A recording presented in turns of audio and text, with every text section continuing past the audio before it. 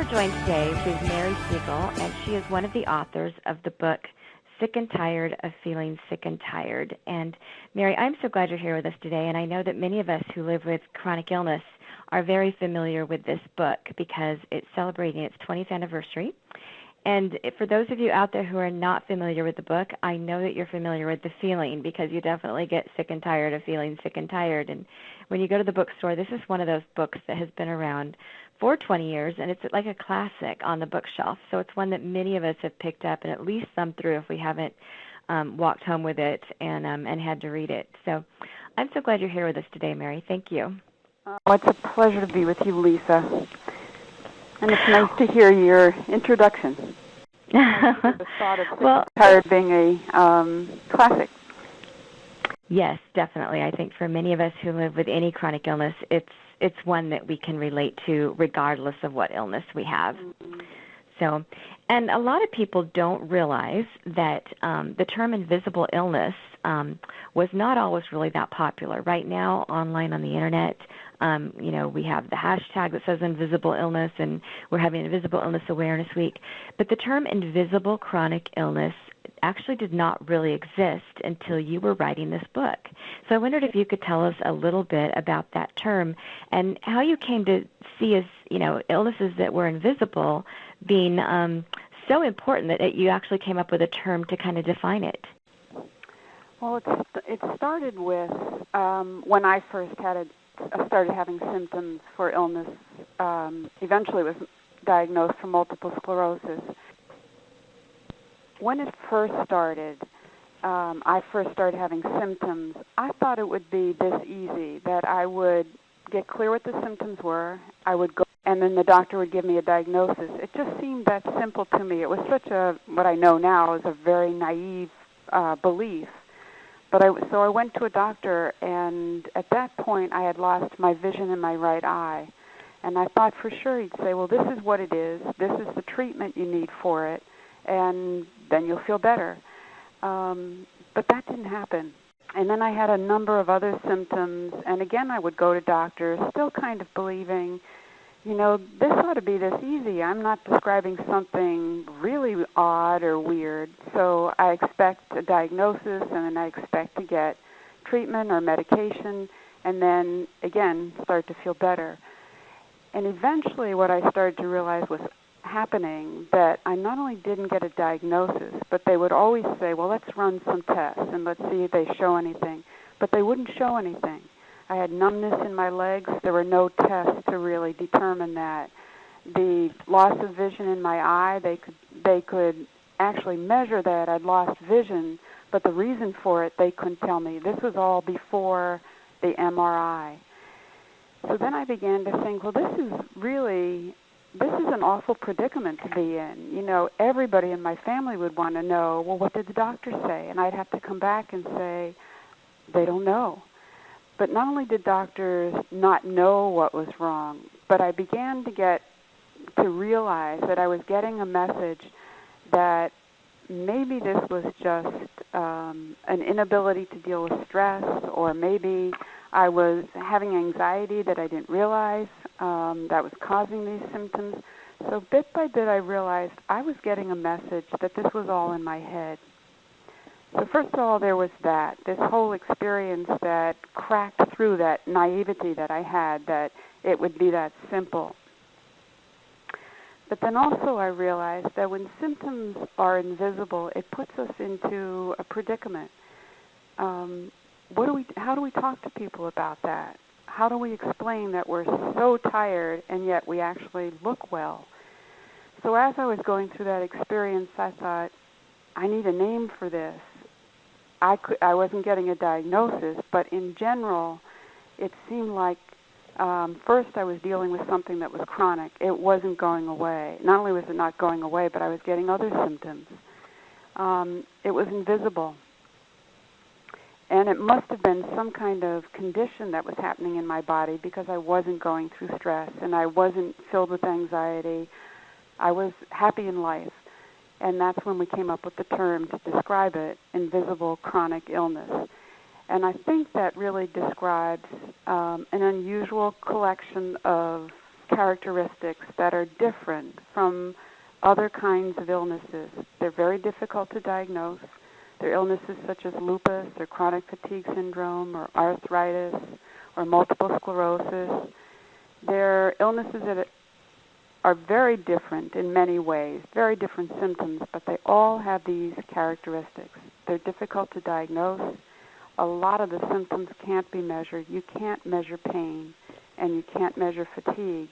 And because they aren't measurable, and doctors value measurable information, we tend not to be trusted that we're really ill, or we tend not to get the kinds of comforts most people get when they have an obvious set of symptoms. So that's when we decided, well, I think we could help other people cope with something that I learned after many years and going to many doctors, that this is something that other people must be going through. And that's when we decided to write the book. Wow, so it all stemmed from your own personal experience and feeling, having that need to, even if you couldn't find a diagnosis quite yet, something that explained what you were going through. One of the great things about Invisible Illness Awareness Week that I enjoy is getting to hear about a lot of the illnesses out there that exist. There's a lot of rare conditions we don't hear a lot about sometimes, and yet there's such a community in all of us having a lot of overlap in our symptoms and understanding all those emotions that we have because of those different symptoms are very similar, even though our illnesses might be quite different. Right. I feel like there's a kind of kindred spirit of people that when they hear me describe what I went through or they read the book, they say, that's it, exactly. There's some kind of comfort. I don't mean misery loves company. I think it's more the comfort of someone saying, you really understand what I even have a hard time describing, but you understand it.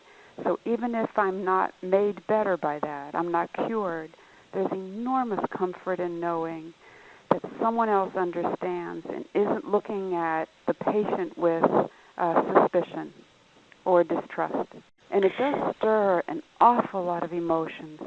As you were saying, that whatever the illness is, there's a kind of common set of feelings that go with it. Definitely, and I think what you're describing is that validation that we all kind of seek, and having, sometimes we can't even explain what we're going through to try to explain it to someone, and so when you read it somewhere, there's a certain, comfort in knowing someone else has experienced this. Those are the words I was looking for. I think one of the great things about the different tools like internet access and having certain websites as well as your book is that a lot of times we're not able to find those emotions that we're feeling. And when you can find a particular blog or an article or a book, it's something that not only makes you feel better and validated yourself, but you can take it to someone you love, like a family member or your spouse, and say, here's what I'm feeling. This describes it perfectly. And then they also don't take it quite so personally, perhaps, if they're reading it from a third party. That's such a good point, because I think that most people are good-willed. And people who love us really want to do whatever we need to feel better or to comfort us. But if they can't quite get, what are you struggling with? Why is this hard? Or what are you feeling? It's just so satisfying to be able to say, here, look what this person's writing in this blog, or that we have heard a lot about. People take our book, Sick and Tired of Feeling Sick and Tired, and hand it to someone they love and say, this is what I'm going through. And often that's anyone who loves you is grateful for it, like, oh, thank goodness that there's something I can read that will help me to explain, because most people would want to comfort and understand, which is why we say having an invisible chronic illness is so difficult. When it's not visible, it's just human nature to not kind of respond because there's nothing to see. So if you have language that you can put on it, or you have something that someone could read, it helps then to flesh out sort of the narrative of, oh, this is what we're dealing with. And then the next thing that can happen is now we can learn to cope, which is why I think people really work hard to get a diagnosis, because if I know what I'm dealing with, then I can really start to cope. I remember reading way back when I was looking for a diagnosis, a book written by Henrietta Alajim, who was the founder of the Lupus Foundation of America. And she said, I'm willing to fight, but I need to know what it is that I'm fighting. And I think that's it. Most people, again, would love to be strong and brave and stand up to what they're faced with. But if you don't know what it is, and it doesn't look visible to anybody else, it seems like a kind of magic or a myth instead of something real. Definitely. Now, one of the things you said a minute ago was that you believe most people have good intentions, and I certainly believe that as well. A lot of times we're just trying to increase the communication and teach people who are well some gentle ways to help someone who's chronically ill or encourage them, and then teach those who are chronically ill ways to speak up a little bit more, maybe share their emotions without being overly emotional, different ways, different skills. And I wondered if you could just tell us a little bit about why you think people that truly do care about us sometimes just say the wrong thing. You know, they have good intentions, but they might end up saying, oh, a little pain's a good thing now and then, or, you know, it could always be worse. Or, you know, they come up with these cliches, kind of grasping for straws, and it just kind of hits us the wrong way. It does, and in a way that's probably what they are doing, is grasping for straws. First, I think it is bad habits of communication, you know, that we get used to just flipping out some cliche and not really stop to think, did I really mean that? Is that what I want to say? So I think we get too used to being glib. And in this situation, glibness is really sometimes unbearable to hear and frustrating. Sometimes we just sort of toss it off and keep on going. I think also, going back to the idea that people have good intentions, I think they want to be consoling. And so they say things, well, things could be worse, you know, good God, we could be, you know, at war or something. Or they say, but you look so well. I think meaning to really comfort, saying, well, you don't look awful. Or they'll say things like trying to sort of buck you up and get you to be brave and say, you just have to develop like a better attitude and maybe you feel better. I think they come out of good intentions. But now here's where, especially in families, people have to start to, what I always say, it's an opportunity to grow, not the one you chose, but the one that you've been dealt. So here's a time for families to grow. The person who is ill, first of all, does need to let those people who are saying those things, that those are frustrating to hear. They're not comforting. They're irritating most of the time, at the very least. And at other times, they can really be insulting, as if we didn't have a good attitude, or as if things could be worse. Well, of course they could be worse, but this one hurts enough. So it's a challenge to the person who's ill to grow and being free to say, I don't want to hear that. Then the next thing is, I think it's incumbent upon the people who are ill to learn, what do you want? What would you like to hear? Because anyone who loves you wants to say the right thing, which means, again, I think it's an opportunity to grow. You have to look into yourself and really come to know, what would I like to hear? Sometimes I don't want to hear anything. I don't want people to be talking about my illness. I don't want them to ask questions. At other times, I would love them to ask, what am I going through? What do I need? But it's my responsibility to tell people. So it really challenges the person who is ill to grow. I think it also challenges people who love us to grow also, because that's hard when you really love someone and you think you're being comforting, and yet they get mad or they get irritated, and you think, wow, I was only trying to be nice. But I think it means they've got to be open to hearing, well, not that way. And then they've got to be free to say, but I am just trying to be comforting. They've got to be free to say, I don't want to hurt you, so I don't want you to be as angry at me as you are. I'm not intending. It really demands that people speak up. so that they're heard in the way that they really mean to be heard. Yeah, I think one of the things you said that's very important is to ask yourself, what would I like to hear? And I think, we all go through seasons, so sometimes that changes. What you might want to have heard in your 20s might be different than your 30s or 40s or 50s. And it is hard sometimes to come up with what you do want to hear. We can think of all the things we don't want to hear. But, when we're correcting someone or trying to gently say, here's what would really encourage me, you do have to dig a little deeper, I think. It's always easier to criticize someone than it is to come up with an ulterior suggestion, something else that they could say. And that's exactly what I mean. That takes a bit more effort. It's very easy to say to someone, well, not easy, but we can get to that, don't say that to me. But we have to stop and think. I think one of the great things about the different tools like internet access and having certain websites as well as your book is that a lot of times we're not able to find those emotions that we're feeling. And when you can find a particular blog or an article or a book, it's something that not only makes you feel better and validated yourself, but you can take it to someone you love, like a family member or your spouse, and say, here's what I'm feeling. This describes it perfectly. And then they also don't take it quite so personally, perhaps, if they're reading it from a third party. That's such a good point, because I think that most people are good-willed, and people who love us really want to do whatever we need to feel better or to comfort us. But if they can't quite get, what are you struggling with? Why is this hard? Or what are you feeling?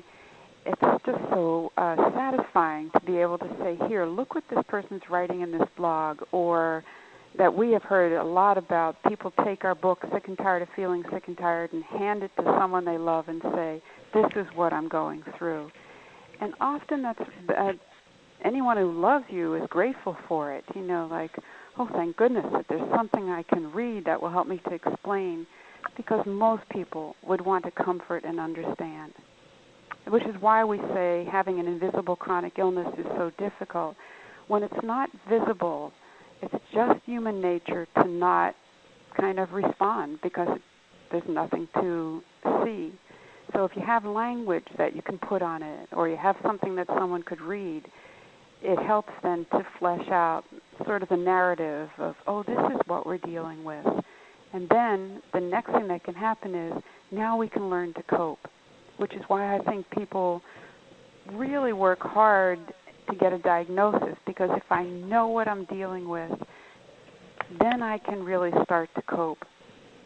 I remember reading way back when I was looking for a diagnosis, a book written by Henrietta Alajim, who was the founder of the Lupus Foundation of America. And she said, I'm willing to fight, but I need to know what it is that I'm fighting. And I think that's it. Most people, again, would love to be strong and brave and stand up to what they're faced with. But if you don't know what it is, and it doesn't look visible to anybody else, it seems like a kind of magic or a myth instead of something real. Definitely. Now, one of the things you said a minute ago was that you believe most people have good intentions, and I certainly believe that as well. A lot of times we're just trying to increase the communication and teach people who are well some gentle ways to help someone who's chronically ill or encourage them, and then teach those who are chronically ill ways to speak up a little bit more, maybe share their emotions without being overly emotional, different ways, different skills. And I wondered if you could just tell us a little bit about why you think people that truly do care about us sometimes just say the wrong thing. They have good intentions, but they might end up saying, oh, a little pain's a good thing now and then, or, it could always be worse. Or, they come up with these cliches, kind of grasping for straws, and it just kind of hits us the wrong way. It does, and in a way, that's probably what they are doing, is grasping for straws. First, I think it is bad habits of communication, that we get used to just flipping out some cliche and not really stop to think, did I really mean that? Is that what I want to say? So I think we get too used to being glib. And in this situation, glibness is really sometimes unbearable to hear and frustrating. Sometimes we just sort of toss it off and keep on going. I think also, going back to the idea that people have good intentions, I think they want to be consoling. And so they say things, well, things could be worse, good God, we could be, at war or something. Or they say, but you look so well. I think meaning to really comfort, saying, well, you don't look awful. Or they'll say things like trying to sort of buck you up and get you to be brave and say, you just have to develop like a better attitude and maybe you feel better. I think they come out of good intentions. But now here's where, especially in families, people have to start to, what I always say, it's an opportunity to grow, not the one you chose, but the one that you've been dealt.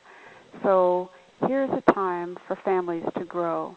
The person who is ill, first of all, does need to let those people who are saying those things, that those are frustrating to hear. They're not comforting. They're irritating most of the time, at the very least.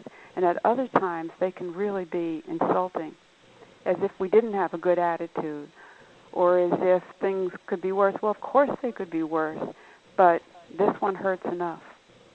So it's a challenge to the person who's ill to grow and being free to say, I don't want to hear that.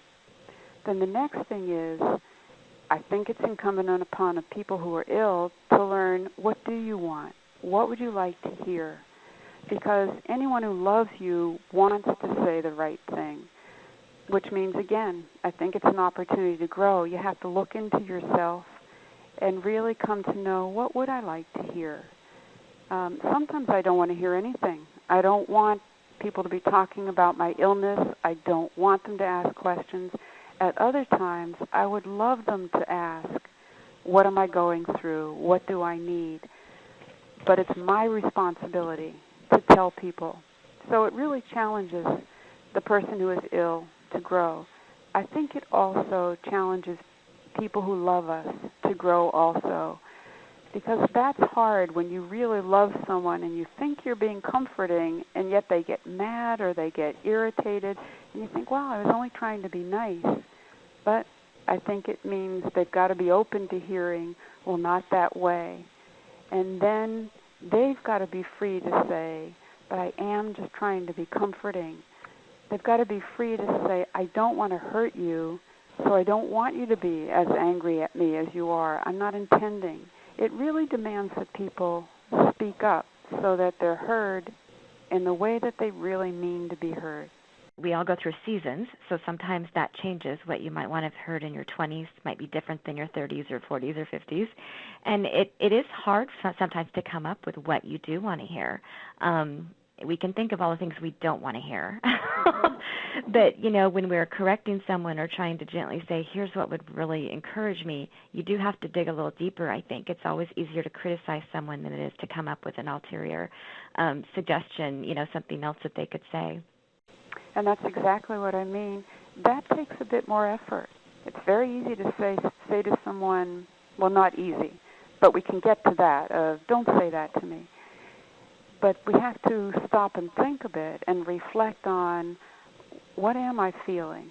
I need to know what I'm feeling to be able to tell someone, this is what I need right now. And like you said, different seasons, different ages, different points in the illness. When I'm really feeling terrible, I might need someone to come and do certain things for me or comfort me in certain ways. When I'm feeling fairly well, I might need people not even to bring the illness up or to bring it up and just check that out with me. But it forces me to pause and know myself more deeply, which I think is the very essence of growth. If I come to know myself more deeply, I can share that with another person, then I'm more visible, and then I'm more able to trust myself. I know myself, and that's what I challenge people all the time. The more you know yourself, the more you can share that with other people, the more they're clear then on what you need and then what you can provide for them. Clarity in knowing yourself, I think, takes great effort but has great reward to it. It does. Now, here's the next question that I know a lot of us run into that live with invisible illness or any kind of illness, actually, even if you're dealing with cancer or something right now, this may be familiar to you. How do you know if you're talking about it too much or too little? Sometimes we don't communicate at all with our loved ones about anything we're going through, and then we get frustrated. They have certain assumptions about our abilities. Other times, we may find ourselves bringing it up no matter what anybody says. That tends to be our foundation of comparing things. So if they say, oh, it was so hot yesterday, we might say, oh, it was really hot for me because of, dealing with this disease and then being overheated from the medications. And then they mention they went out to dinner and you say, oh, you know what, I can never eat there anymore because I can't eat that kind of food. And there's sometimes it becomes what we know and are so familiar with, we do talk about it too much. And then it kind of depends maybe on who we're talking to. If we're talking to maybe our brother who we're really close to, we might want to share a few more details with him versus maybe someone we work with. They just need to know the basics and how it affects their job. But those lines get blurred very easily. I wonder if you could tell us a little bit about maybe how to objectively look at ourselves and try to figure out if we're saying too much or too little. Well, that's a very good question because, I think that means if we're not in touch with what we're feeling, then we're sort of a loose cannon. So the foundation to the answer to your question is, I need to know myself.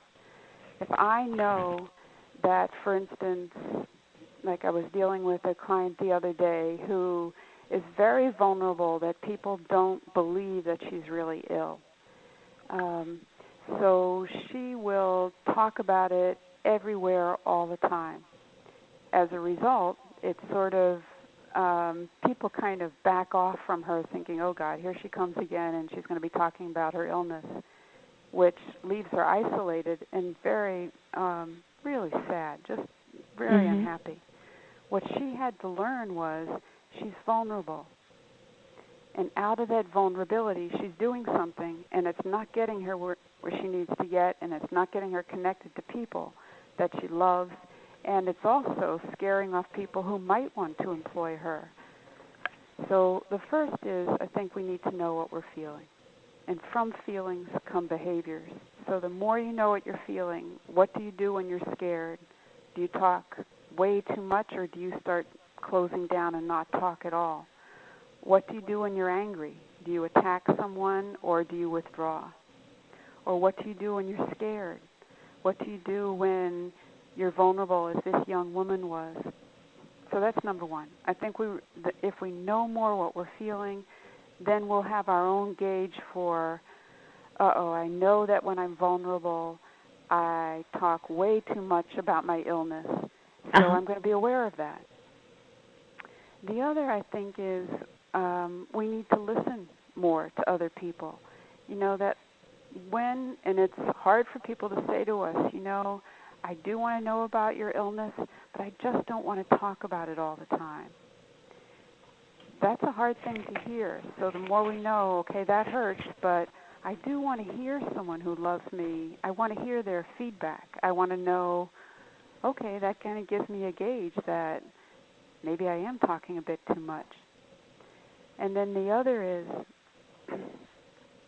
when we hear people in conversation, like you said, which I think is such a good point, we can use it almost like a starting off point for our own story, the kind of Me Too syndrome. Someone says, boy, it is so hot out here, I'm so tired. And then we say, you think you're so tired because of this illness. I can't even be out in the heat. I've been stuck in air conditioning for the last week. But now you're talking about yourself. Now you're talking too much about your illness. So I think, one, we need to know what we're feeling and then watch what those particular feelings prod us to do behaviorally, talking. And secondly, I think we need to listen more to people. Don't be so quick to bring in our story that then takes the whole focus back to us, and then there we go again. We're talking about our illness. I do think that that's an art. It's a skill and it's an art. But again, if we're really challenging ourselves to say this is an opportunity to grow, then we can become skillful and we can become fluid in that art of knowing when do I talk and when do I not talk. And then there will be situations like you're saying. There are some situations where really the other person does not need to know your symptoms. They don't need to know what you're going through. Like at a job, they might just need to know how much of this work can you do and where do you need accommodations. And that's a challenge, I think, because there are always emotions connected to what we're trying to tell someone. We're vulnerable when we're telling an employer that we actually do need to take a bit of a rest halfway through the day so that we can complete the rest, for example. That, I think, takes, again, back to the idea of art and skill, which is all based on self-knowledge. I think it's something that all of us with chronic illness, you learn as you go. And I've had rheumatoid arthritis now since I was in my early 20s, and it's been 19 years, and I still am learning how and when and how much to speak about it, you know. Right. And there are times someone's telling me a story, and I'm thinking, oh, this compares so great, and I have to consciously say, do not share that story, Lisa. It's not vital to this moment right now, you know. And I love to talk. It's my way of, you know, connecting with people. But, you know, too few people are good listeners, and that takes a real art to hold back every good story you have and just listen. And it takes time, and it takes, like you said, a lot of conscious effort on anyone's part. Well, that's a real credit to you, Lisa, that you know that first you know yourself, you know you like to talk. And that's what I mean about growth, is coming to know yourself more to be able to say, I like to talk. And when someone brings up a story, I think, oh, this is a good one to complement their story, let's say. And then there has to be another level of self-knowledge that says, but not right now. Or you could say to someone, you know, I have an experience that's similar to that. Can I tell you that we learned that we can hold back and just know, not right now. Or we can say to someone, would you like to hear it? But that's, again, like you said, that takes, like, we are truly works in progress. So pray God we keep learning all the way through to the end of our lives. So if you didn't learn it in the first 5 years, you'll learn it in the next 5.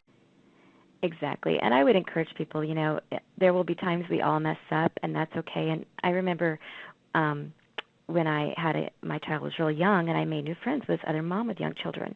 And, you know, now she's been one of my best friends for years. But at the beginning, there were things, you know, you're trying to figure out play dates for toddlers. And my illness definitely came into play. And I just very bluntly said, look, this is what I have. It's part of my life. It's normal for me. There'll be times I mention it because I can or can't do something, or I need a different day. And I said, if there's a time I just talk about it too much, you just need to look at me and say, too much information.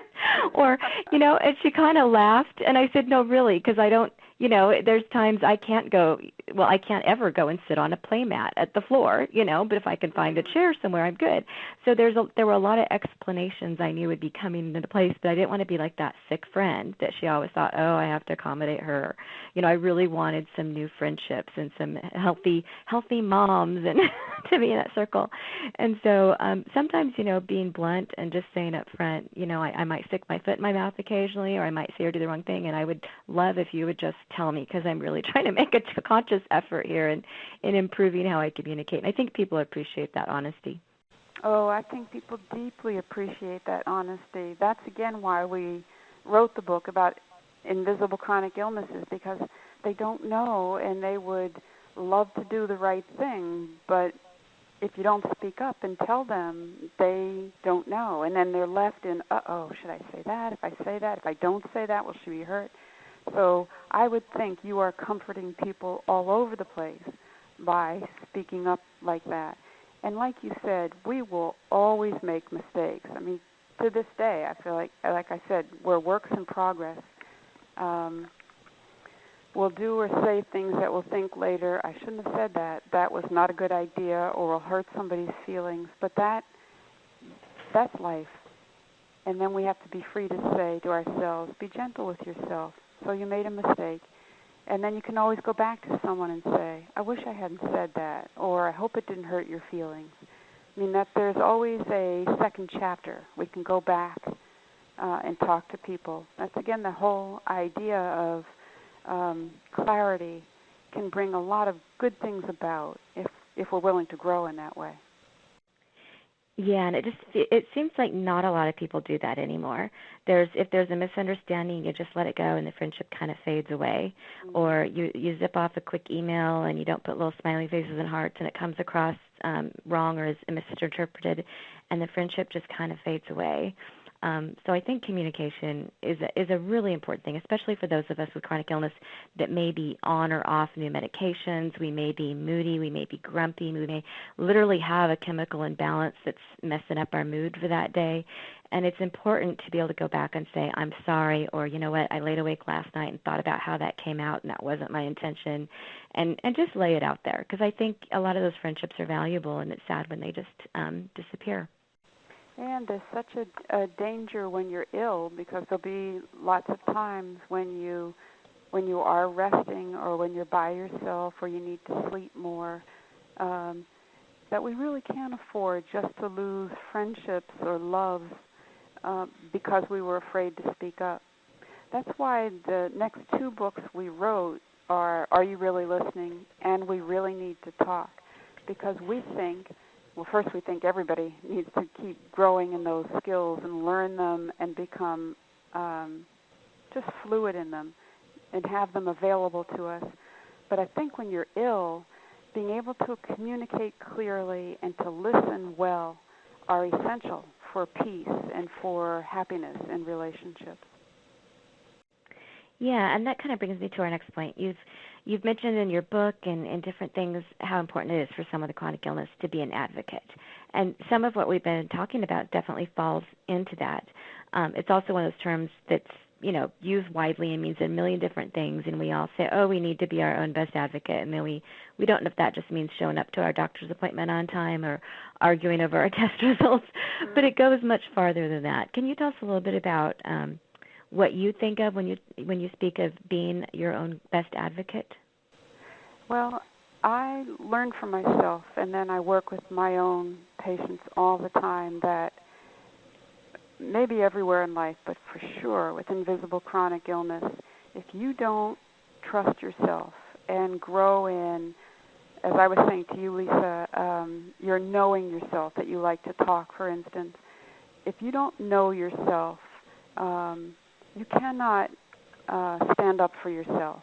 Or when someone doesn't trust you, or when doctors are suggesting you do a certain kind of treatment or a certain kind of medication, and if you don't know your body well and trust that you know your body well, you're very vulnerable to what other people think would be good for you, or what a doctor thinks would be good for you, or what an employer thinks would be good for you, or a friend.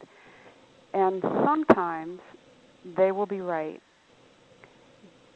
But even if they are, you want to know, I know my body, or I know what I'm feeling and I know what I need, or I know this medication does not work for me. Even if it's worked for 100 other patients, it doesn't work for me.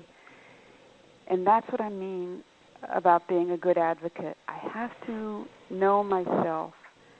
And really, I don't mean become, well, in a way, just obstinate. I mean to really know yourself, to know where you're vulnerable, to know what scares you, to know what makes you anxious, to know what delights your heart, to know what impresses you, what you respect. If you know those, let's say, feelings again, and then you also know your body well, then when you're talking to a doctor or a friend or an employer or an acquaintance, you're able to take good care of yourself. That's what I think being your own best advocate is. It leaves you less vulnerable to other people's opinions or other people's sense of what's right for you. I often will deal with couples where one of the couple is ill. And one of the things that comes up all the time is, let's say if the person is very tired, and let's say it's the wife, well, the husband will get a sense of what he thinks is best for her to rest. And then they will, instead of the patient experiencing that as kindness, she can experience it as, you're telling me what I should do. I'll tell you when I need to rest. And then it becomes an argument. If we start with, you have to really know when you need rest or when you need medication or when you need to see a doctor, then your partner, in this case the spouse, becomes a real partner in that instead of your adversary. So I think we need that to be able to speak up to doctors, or we need it to speak up to anyone who loves us, to be able to say, I know what I'm feeling, I know what I'm feeling physically, and I know what I need to feel better. It doesn't mean you become so obstinate that you're not open to other people's opinions, but you need to start with that base. I think that's great advice, and I think a lot of what you're saying is trust your instincts and take time to, search for what your real emotions are, because I think a lot of us with illness are just exhausted. We're sick and tired, Right. And you have maybe that advocacy kind of spirit in you, but you just get so worn out. You're tired of fighting with the doctors. You're tired of fighting with the insurance company. You're tired of fighting with your sister who doesn't believe your illness is real, and then your spouse is upset because he hasn't had dinner in 3 days. And, it just builds and builds, and in the end, a lot of us just go, oh, whatever they say is fine, and give up that right to be able to speak because out of exhaustion. Do you have any tips maybe for when you're in that place and you hear the instinct inside saying speak up and you just think it's not worth the battle? Right. Which is why we call the book Sick and Tired of Feeling Sick and Tired, because sometimes we just really are, and we couldn't care less whether, we just want to go to bed and put everything and everybody out of our minds. And sometimes that probably is the best thing to do, to just say, you know what, today I just cannot be brave or be strong or be considerate or be kind. I really need to just pull back, kind of regroup, and take care of myself. And I think that's self-respect, those times when you say, I just can't do it. And then we have to remember, though, this is where I think people can get lost, because when you feel that way, it feels like it will never go away. Mm-hmm. And that's just not the case. No matter how profound your illness is, there will be times when you will feel better. And there will be times where you will feel happier or more able to consider other people's concerns or feelings. There's a real balance to know those times when you ought to just say, give into it. Just allow yourself to have that period of time where you're saying, I just don't want to fight it, not today. But then you have to keep in mind that it doesn't go on forever. There will be times when you will feel better. Yeah, I like that you said, it's self-respect, take care of yourself, because a lot of us tend to, even if we go take the nap or whatever out of pure exhaustion, we feel guilty about it. I think it's one more mark on the negative side of us. Right. That is so important, because any mature adult wants to do the responsible thing, the respectful thing, the caring thing of other people. So when we can't, and illness at times says, no matter how much you love someone, you can't go to that wedding, or you can't get a gift for that person, or you can't make that phone call. You just can't do it. You're not well enough. And even if you can get to the place where, out of self-respect, you say, okay, I'm going to have to accept that, in will come a little flood of guilt that says, yes, but it's not very nice. And that's, again, where we have to grow, to say, it's not a question of being nice. There are times where you have to, and this goes back to trusting yourself, where you have to say, I just cannot do that. I cannot go to the store, get in my car, and drive over to get a gift. I can't do it. I'll have to tell the person I'm sorry, or write them a note instead. It's a challenging place to combat guilt, because I think guilt, in part, is what makes us behave well. It says, well, that's not a good way to be. And then at other times, it can really derail us from doing what's self-respecting but might not please other people. I think just your example about how difficult it would be just to get in your car and drive to a store and get a gift is a wonderful example, because to someone who is not ill, they wouldn't think of that as being a big deal. But that's like telling us to, go climb a mountain some days. That's huge. So I know a lot of our listeners will click onto that and say that describes exactly how I feel, and that's what people don't always quite understand, how significant that is in the amount of energy it can take. Right, and that's a very hard one to communicate. We need pretty graphic examples, because you're so right. To somebody else who's not ill, and most people are not ill, which is another thing we have to realize. We live in this world of illness that after a while can feel like, well, everybody has something. Well, that's not true. A lot of people are healthy. So the idea of getting into the car and just, go and get a birthday gift or a wedding gift, what's the big deal about that? But for us, it might seem like climbing up one incredible mountain and one that you're just not equipped to do. Trying to bridge two worlds, the world of the ill and the world of the well, so that I need to understand really healthy people. I am stunned when I hear the kinds of exercise someone will do in a day, plus work, plus go out to dinner. I think, oh my God, I couldn't possibly do that. But they'll look at me thinking, really, why not? That's fine. It's hard to bridge. Well, I really appreciate you being with us, and I want to end this on a positive note. We all know there's a lot of muck and stuff in there living with chronic illness, and I know you speaking about all of those is helpful for us and validating. But on the other side, we also want to find some joy. So I understand that you have you understand that too. You live this life, and you want to find some happiness, some joy, make some memories in there. What could you tell our listeners that could be helpful in not just always trying to survive, but actually enjoying some life too? Well, first, that's a good question, because I think when we're really not feeling well, happiness seems way beyond our reach. So I'm going to go back to what I said before of, remember, when you really don't feel well, that's only in the present. You want to just stay in the present. That's hard enough to deal with. And you've got to keep growing in trust that there will be times when you feel better. No matter how poorly you feel, there will be times when you feel better, both physically, but mentally and emotionally. The other is, I think we have to have that holistic sense that even though I'm ill, it is not the definition of who I am. It's a part of who I am, and it plays a significant part in how I function in life. But I have a husband who I love to pieces, and I want to be happy with him and want to do things. So we have to learn how to travel in a way that takes care of my body, but also puts us in places where I love to be and feel real joy. I have a son who I adore, and I just became a grandmother.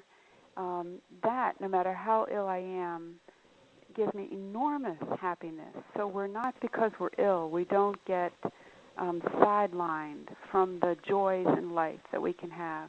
It does mean, again, like I said before, that we do have to grow. I have to be willing to say, sometimes I'll be with my little granddaughter and be bone tired, but that doesn't mean I can't feel joy in experiencing her little body and seeing her face and watching her laugh. And I think part of that is a mental attitude that I am committed to. No matter how I feel, I still want to experience the joys that everyone experiences in life. I want to achieve things. And then we have to kind of, at times, reduce our expectations for what we can achieve, and then learn how to be content with, if I can't run a mile, maybe I can walk a block. And even though for sure I would love to run and feel that feeling, I have to learn how to be appreciative of myself that I could get up and walk a block. So it's in some way changing expectations. It's a commitment to say, I will be part of life. I'm not going to be sidelined. And that demands personal growth. Yeah, I think that's really important, because definitely there's a time to grieve your losses, when you have a chronic illness, and you will go through seasons in that way where you'll grieve different things. But I think a lot of people, no matter what comes along in their life that's joyful, they tend to kind of be stuck in that grief of what it would have been like had they not been ill. Like you said, with a grandchild, you could sit around with her and grieve all the things you could be doing and running through the park with her at high speed, or, baking 6 dozen cookies instead of just getting out the handmade ones and slicing them and sticking them in the oven. There's always going to be times where we could compare what it could have been, but we can get stuck there so easily in that grief instead of just experiencing the joy from it. Well, that is so accurate, which is why I'm saying we have to grow, because if we're not challenging ourselves to realize, oh, I am doing that, like you said, I want to be able to show her how to plant flowers. Well, I couldn't possibly do that now, and I could get stuck in the grief of, but I always thought someday I would plant flowers with a grandchild. Then we have to switch and say we have to really be able to treasure what we do have and not mourn forever what we don't have. That we can get stuck in grief and then it's just a whole sad story. Or we can really consciously shift into treasuring what we do have. So, like you said, can't bake cookies with her, but I might be able to sit next to her and hand her a cookie and watch her eat that and just take real joy in that. It's really a choice. It's not just because we're ill, we're stuck in grief. We do have to grieve at times and be free to grieve, but we have to know when we are stuck and losing out in joy. I think that's a great note to end on, and I think we all have the ability to make those choices, and like you said, it does require growth and effort. It doesn't just happen automatically. Just because we're living with the illness doesn't mean it's just a matter of time before we figure out how to do it. Sometimes it really does take investment in our emotions and our actions and all of that. Well, Lisa, you are so much fun to talk to. Like I was saying before, that there is a difference between the people who are ill and well. Like there's a kindred spirit in the world of the ill, and this is one of the pleasures of it. Like I feel like you're resonating, and I'm resonating with everything you say. And pray God all your listeners will be also and be comforted by that. Yeah, I'm listening to you and thinking, I could just sit and do an 8-hour seminar with you of a full day of, because I know you have a wealth of information. Well, why don't you go ahead and give your website to our listeners, and you mentioned the name of your other books in there earlier as well, but I'd like you to mention those again too, because I have read them. Well, I read Are You Listening when it first came out. It was excellent tool. Oh, thank you. Also, Paul and Mary have been nice enough to give us a copy to give away to one of our listeners, and it's one of the, tell us what it is. It's one of the original copies, correct? It's the original hardbound copy of Sick and Tired of Feeling Sick and Tired. And Lisa, our website is www.donahueandsiegel. So that is www.donahueandsiegel.com. The next book we wrote after Sick and Tired of Feeling Sick and Tired is Are You Really Listening? And then the newest book is We Really Need to Talk. And they are, they'll probably be at a lot of bookstores, but for sure they'll be on all the, like Amazon and those bookstores over the Internet. Yeah, I really like the way that you write about communicating. I have to say to our listeners, they're excellent books.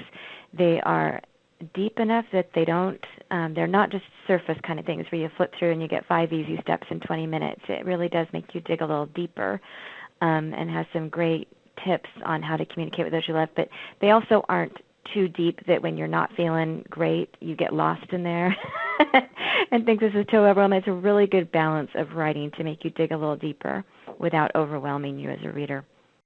Well, that's so nice to hear, Lisa. Lisa, it's been absolutely a pleasure. Thank you so much.